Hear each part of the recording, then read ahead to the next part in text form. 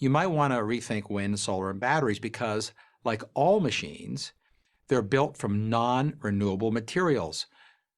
Consider some sobering numbers. A single electric car battery weighs about half a ton. Oh, Fabricating one requires digging up, moving, and processing more than 250 tons of earth somewhere on the planet.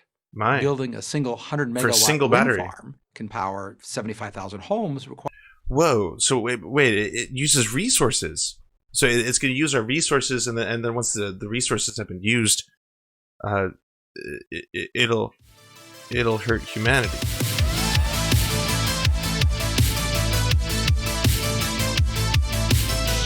Hey, it's election time, everyone, and you know what that means?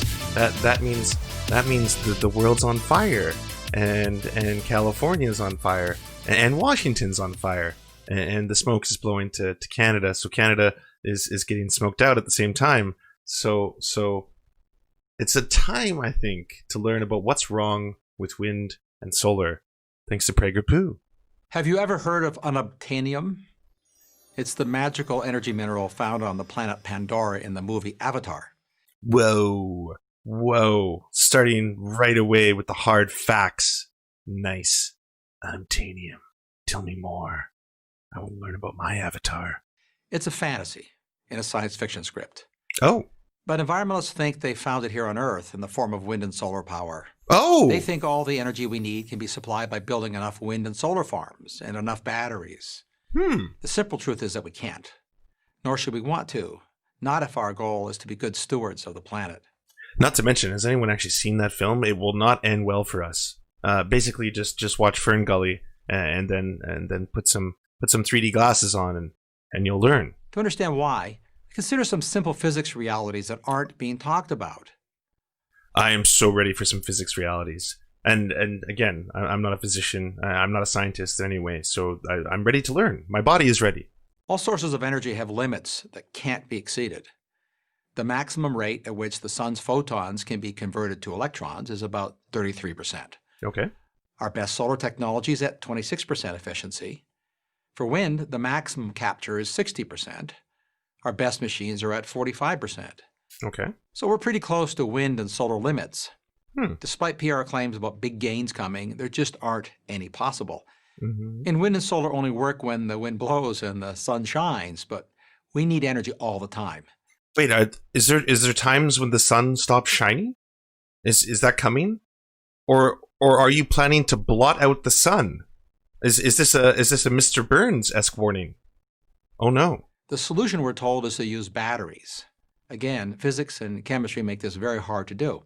Oh. Consider the world's biggest battery factory, the one Tesla built in Nevada. It would take 500 years for that factory to make enough batteries to store just 1 day's worth of America's electricity needs. Oh, shit. This helps explain why wind and solar currently still supply less than 3% of the world's energy, after 20 years and billions of dollars in subsidies.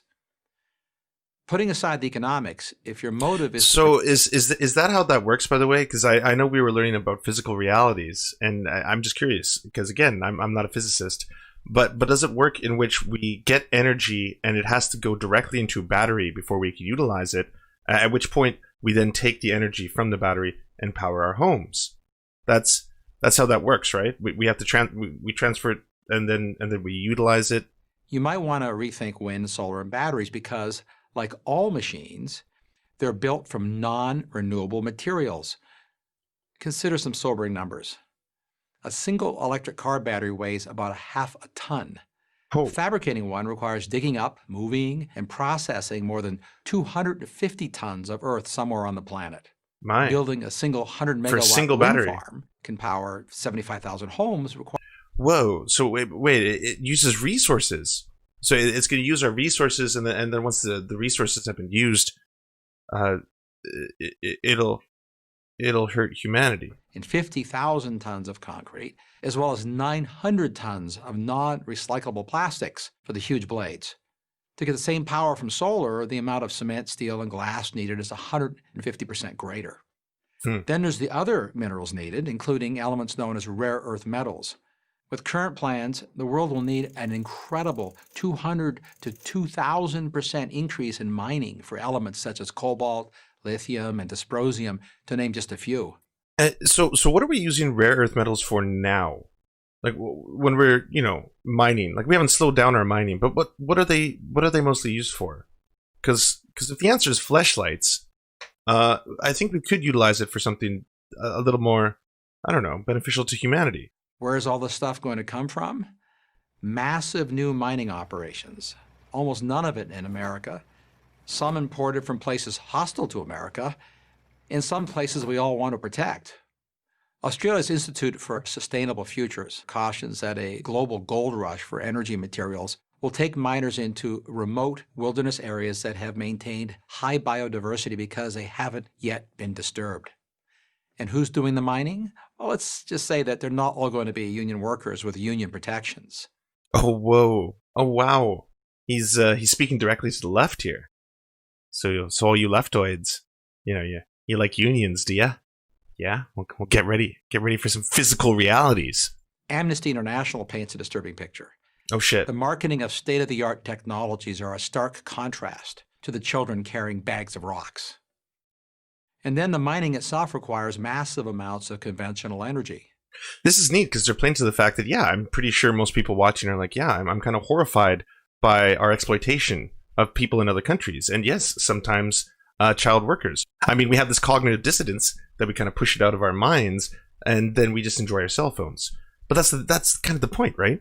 Because currently, what we're doing with all this harvesting and the human misery that comes with it's to make cell phones.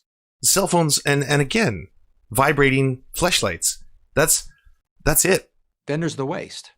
Wind turbines, solar panels, and batteries have a relatively short life, about 20 years.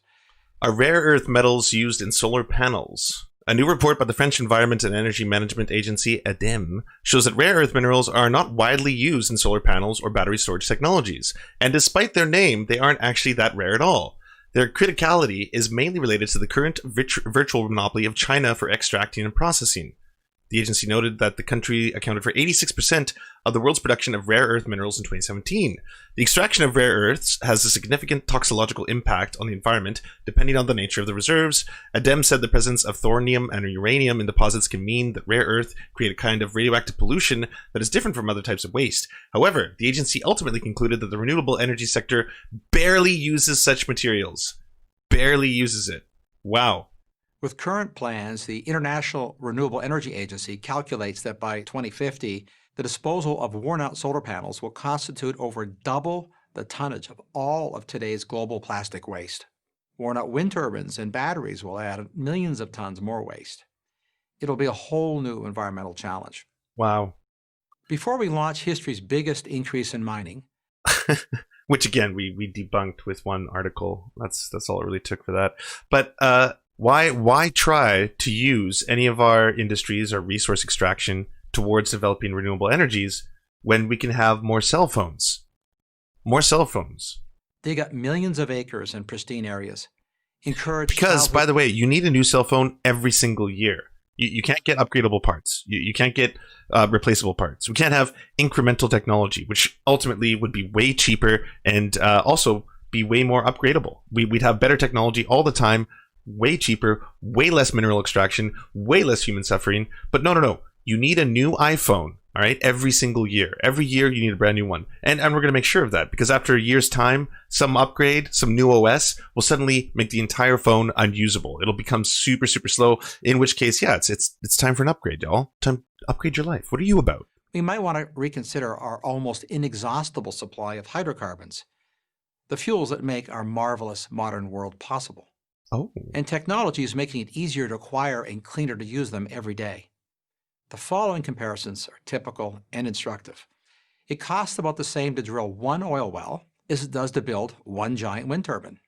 And while that turbine generates the energy equivalent of about 1 barrel of oil per hour, the oil rig produces 10 barrels per hour. Okay. It costs less than 50 cents to store a barrel of oil or its equivalent in natural gas. Mm-hmm. But you need $200 worth of batteries to hold the energy contained in one oil barrel. Okay. Next time someone tells you that wind... Wait, whoa. You're not going to get into the CO2 output? we're just gonna skirt over that. Are we not talking about the environment? Okay. Solar and batteries are the magical solution for all our energy needs. Ask them if they have an idea of the cost to the environment. Unobtainium works fine in the movies, but we don't live in the movies. No. We live in the real world. Ah. I'm Mark Mills, Senior Fellow at the Manhattan Institute for Prager University. Of course you are.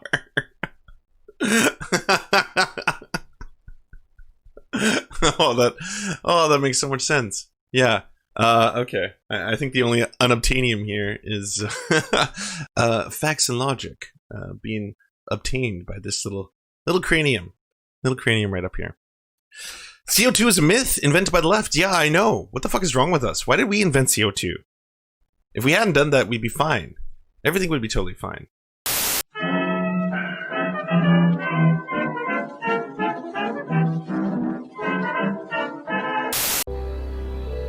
What's up, everybody? It's me, Crimson60620, and I'm here to tell you about my channel, where I do art, talk about gaming, and talk about politics, all from a leftist perspective.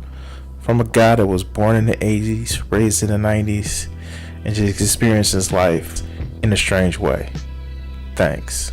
Hey, we want to mutual aid you to get some eyeballs on your work. So if you have a leftist YouTube channel or Twitch stream or something you want us to advertise, just send us a 20 to 30 second ad using the forums at weareserfs.com. We'll do our best to help you out. And please submit once per channel.